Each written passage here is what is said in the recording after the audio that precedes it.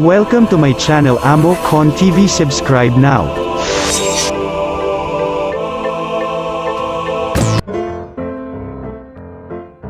Hindi naman siguro masamang magbiro at gumamit ng ilang mga pilyong pranks para makapagpasaya ng ibang mga tao. Minsan para sa mga taong nakakapanood ng mga prank videos ay nakakatulong daw ang mga ito para maibsan ang kanilang mga stress at kalungkutan. Gayunpaman, may mga pranks din talaga na sadyang pinag-isipan ng gusto at pinag-effortan ng ibang mga tao para mas maging kapanipaniwala at entertaining. Kaya naman sa video na ito ay panoorin natin ang ilang mga pranks na talagang ibang level ang konsepto at pamamaraan.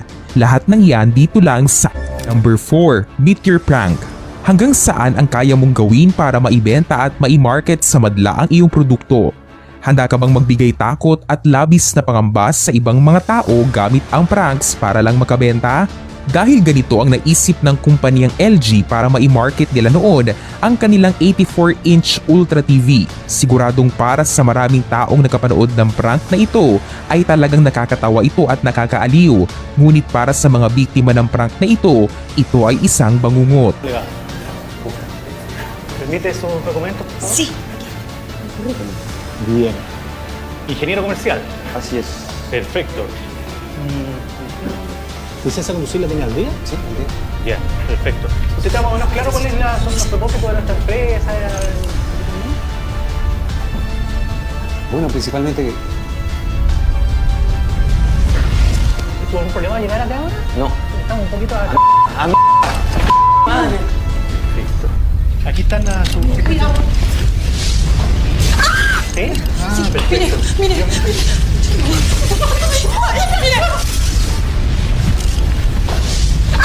¡Cuidado, no!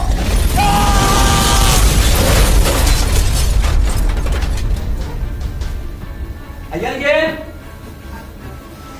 Don César. ¡Aló!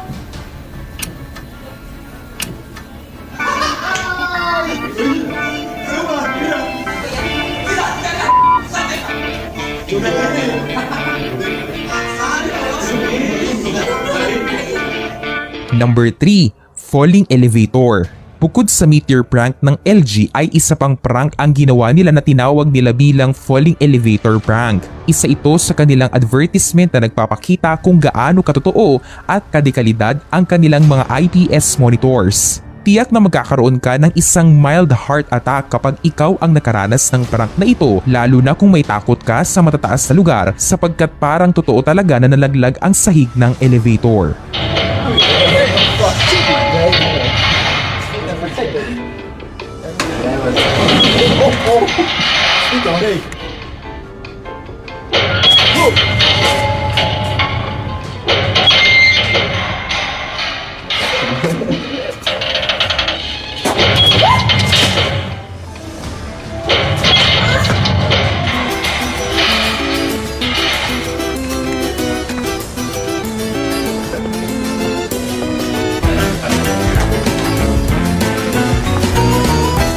Number 2, Sadako Prank Part 1.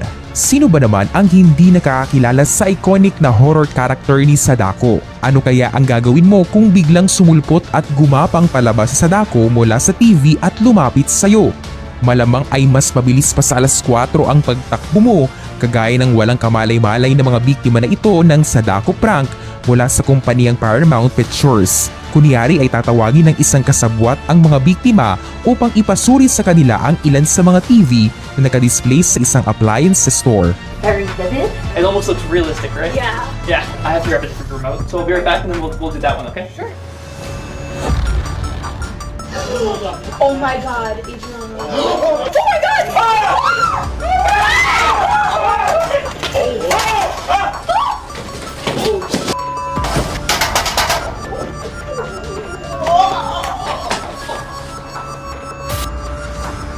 What do you think about the picture quality?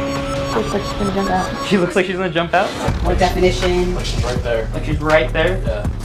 Why? You can touch it. Wow! No, chill! Oh my god! Brighter. Quality, that's... Hey! Oh my god!